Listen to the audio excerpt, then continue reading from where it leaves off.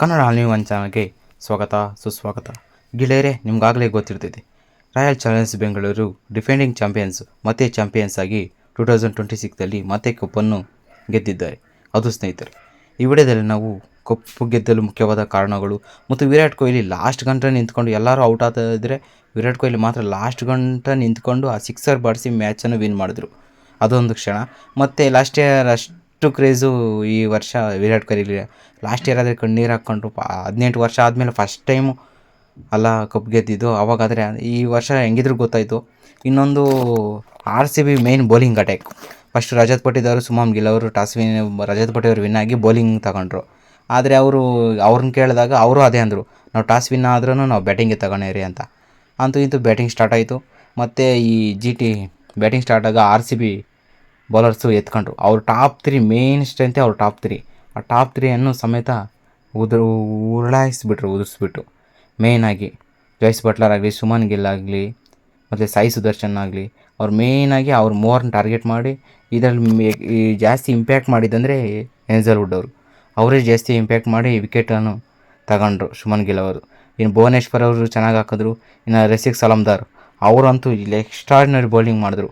ಹೋದ ವರ್ಷ ಯಾವ ರೀತಿ ಯಶ್ ದಯಾಲ್ ಅವರು ಲೆಫ್ಟ್ ಆರ್ಮ್ ಸ್ಪಿನ್ನರ್ ಆಗಿ ಮಾಡ್ತಾಯಿದ್ರು, ಅದೇ ರೀತಿ ಈ ವರ್ಷ ಸಮೇತ ರಕ್ಷಿದ್ದಾರ್ ಅವರು ಪಾಪ ಕ್ಲಿಯರಾಗಿ ಆಡ್ಕೊಂಡು ಚೆನ್ನಾಗಿ ಬಂದರು ಸ್ನೇಹಿತರೆ. ಅದು ಒಂದು ಕಡೆ ಆದರೆ ಆಮೇಲೆ ಸ್ವಲ್ಪ ಪಾರ್ಟ್ನರ್ಶಿಪ್ ಬಂದು 155 ರನ್ಗೆ ಏನೋ ರನ್ಸನ್ನು ಹೊಡೆದು ಸ್ಟಾರ್ಟ್ ಮಾಡಿದ್ರು. ನನಗೆ ನಮ್ಮವರು RCB ಅವರು ಹಂಗೆ ಬ್ಯಾಟಿಂಗ್ ಬಂದ ತಕ್ಷಣ ಸ್ವಲ್ಪ ಹಂಗೆ ವೆಂಕಟೇಶ್ ಅಯ್ಯರ್ ಅವ್ರಿಗೆ ಪಾಪ ಇಂಜುರಿ ಆಗೋಯ್ತು. ಆ ಟೈಮಲ್ಲಿ ಆ ವೆಂಕಟೇಶ್ ಅಯ್ಯರ್ಗೆ ಇಂಜುರಿ ಆದ್ರೂ ಅವ್ರು ಸಿಂಗಲ್ ಕೊಡೋಕ್ಕೆ ನೋಡಿಲ್ಲ. ಬಾರ್ಸೋಕ್ಕೆ ಒಳ್ಳೆ ಪಾರ್ಟ್ನರ್ಶಿಪ್ ತಂದುಬಿಟ್ರು. ಇಬ್ಬರು ಸಿಕ್ಸರ್ಗಳನ್ನು ಹೊಡಿತಾವ್ರೆ, ಫೋರ್ಗಳನ್ನು ಬಾಲ್ ಟು ಬಾಲ್ 4 ಹೋಗ್ತಾನೆ ಐತೆ. ಆಮೇಲೆ ರಬಡವರು ವಿಕೆಟ್ ಕಿತ್ತಾಕಿದ್ರು ಲಾಸ್ಟ್ಗೆ. ಅದೊಂದು ಸೆಕೆಂಡ್ರಿ. ಅದು ಒಂಥರ ನಾವು RCB ಬರೋರು ಯಾವ ರೀತಿ ಅಂದರೆ ಫಸ್ಟ್ ಹಾಫಲ್ಲೇ ಒನ್ ಸೈಡ್ ಮ್ಯಾಚ್ ಥರ ಮಾಡಾಕ್ಬಿಟ್ರು. ಆರಂಭದಲ್ಲೇ ಪಾಂಡ್ಯ ಒಂದು ನಿಯಂತ್ರಣದಲ್ಲಿ ಇಟ್ಕೊಂಡ್ಬಿಟ್ಟಿದ್ರು. ಮತ್ತು ದಾಳಿ ಯಾವ ರೀತಿ ಮಾಡಿದ್ರು ಅಂದರೆ ಒನ್ ಸೈಡ್ ಮ್ಯಾಚ್ ಆಗೋ ಇರೀತು. ಇನ್ನು RCB ಬ್ಯಾಟಿಂಗ್ ನೋಡೋದಾದರೆ ಆತ್ಮವಿಶ್ವಾಸದಿಂದ ಆಡಿದರು. ಬ್ಯಾಟ್ಗಳಂತ ಅವ್ರು ನಿಂತ್ಕೊಂಡು ವಿಕೆಟ್ಗೆ ಬೀಳ್ತಾಯಿದ್ರು. ವಿರಾಟ್ ಕೊಹ್ಲಿ ಅವ್ರು ಮಾತ್ರ ಸ್ಟ್ಯಾಂಡಲ್ಲಿ ನಿಂತ್ಕೊಂಡ್ರು. ಮೇನಾಗಿ ಇನ್ನೊಬ್ಬರ ಬಗ್ಗೆ ನಾವು ಮಾತಾಡಬೇಕು, ಅವರೇ ರಜತ್ ಪಟ್ಟಿ ಅವರು. ಅವ್ರು ಕ್ಯಾಪ್ಟನ್ಸಿ ಮಾಡಿ 2ನೇ IPL ಇದು ಅವ್ರ ಕ್ಯಾಪ್ಟನ್ಸಿಯಲ್ಲಿ ನಡೀತಾ ಇರೋದು. ಫಸ್ಟ್ನೇ IPL ಕ್ಯಾಪ್ಟನ್ಸಿ ಮಾಡಿದ್ರು, ಕಪ್ ವಿನ್ ಆದರು. ಸೆಕೆಂಡ್ನೇ IPL ಮಾಡ್ತವ್ರೆ, ಮತ್ತೆ ಕಪ್ ವಿನ್ ಆದರು. ಬ್ಯಾಕ್ ಟು ಕಪ್ ಹೊಡೆದಿರೋದು ಮುಂಬೈ, ಚೆನ್ನೈ ಮತ್ತು ನಮ್ಮ RCB ಮಾತ್ರ. ಈ ಮೂರು ಅದೊಂದು ಇದು ಒಂಥರ ಬೆಂಗಳೂರು ನಮ್ಮ ಸ್ಟೇಟಲ್ಲಿ ಅಂತಲ್ಲ, ಬೇರೆ ಸ್ಟೇಟಲ್ಲಿ ಎಲ್ಲ ಫುಲ್ಲು ಜೋರಾಗಿ ಹಬ್ಬವನ್ನೇ ಆಚರಿಸ್ತವ್ರೆ. ನಮ್ಮ ಬೆಂಗಳೂರಲ್ಲಿ RCB ಗೆದ್ದಿದ್ದರಿಂದ ಮೇಯ್ನಾಗಿ RCBಗೆ ದಿನೇಶ್ ಕಾರ್ತಿಕ್ ಕ್ರೆಡಿಟ್ ಎಲ್ಲ ಕೊಡಬೇಕು. ಅವರೇ ಹೊಸ ಟೀಮ್ ಕಟ್ಟು ಹೊಸಬ್ರನ್ನ ಆಯ್ಕೆ ಮಾಡಿ ಅವ್ರ ಫಾರ್ಮಲ್ಲಿ ಇದ್ಕೊಂಡು ಒಳ್ಳೆ ಆಡಿದ್ರು. ಆದರೂ ಸ್ವಲ್ಪ ಮಿಡಲ್ ಆರ್ಡರ್ ನಮ್ಮದು ಸ್ವಲ್ಪ ಚೇಂಜ್ ಆಯಿತು. ಈ ಜಿತೇಶ್ ಶರ್ಮಾ ಆಗಲಿ, ರಮರೇಶ್ ಶೆಪಾರ್ಡ್ ಆಗಲಿ ಸ್ವಲ್ಪ ಅವರು ಲಾಸ್ಟಾಗಿ ಫಾರ್ಮಿಗೆ ಬಂದರು. ಸ್ಟಾರ್ಟಿಂಗ್ ಆಗಲಿ ಇರಲಿ ಅವರಿಬ್ಬರು ಇರಲಿಲ್ಲ, ಆಮೇಲೆ ಲಾಸ್ಟಿಗೆ ಬಂದರು. ಮತ್ತು ಟಿಮ್ ಡೇವಿಡ್, ಫಿಲಿಪ್ ಸಾಲ್ಟ್ ಆಡಿಸ್ಬೇಕು ಅಂದ್ಕೊಂಡಿದ್ರು, ಆದರೆ ನಮ್ಮ ವೆಂಕಟೇಶ್ ಅಯ್ಯರ್ ಅವ್ರನ್ನ ಆಡಿಸಿದ್ರು. ಅದು ಮಾತ್ರ ಸೆಕೆಂಡ್ರಿ. ಇನ್ನು ಸ್ನೇಹಿತರೆ ಇವರು ಇರ್ತಾರಲ್ಲ ಟಿಮ್ ಡೇವಿಡ್, ಅವರಂತೂ ಸ್ನೇಹಿತರೆ ಎಕ್ಸ್ಟ್ರಾರ್ಡಿನರಿ.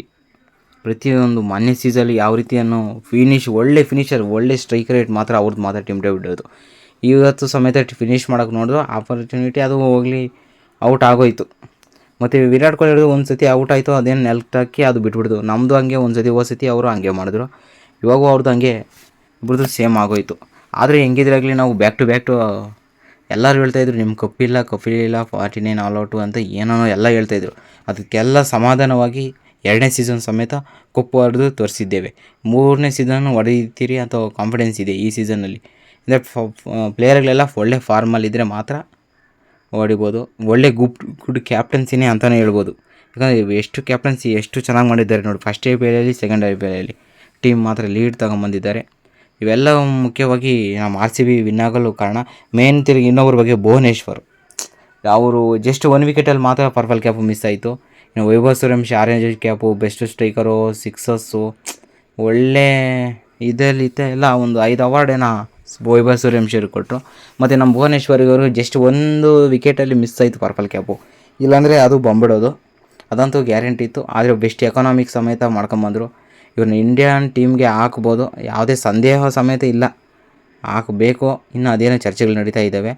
ಅದಾದಮೇಲೆ ಸ್ನೇಹಿತರೆ ನಾವು ಇನ್ನು ನೆಕ್ಸ್ಟ್ ವರ್ಷವೂ ನಾವು IPLನಲ್ಲಿ ಕಪ್ಪು ಹೊಡಿಬೋದು ಚಾನ್ಸ್ ಇದೆ.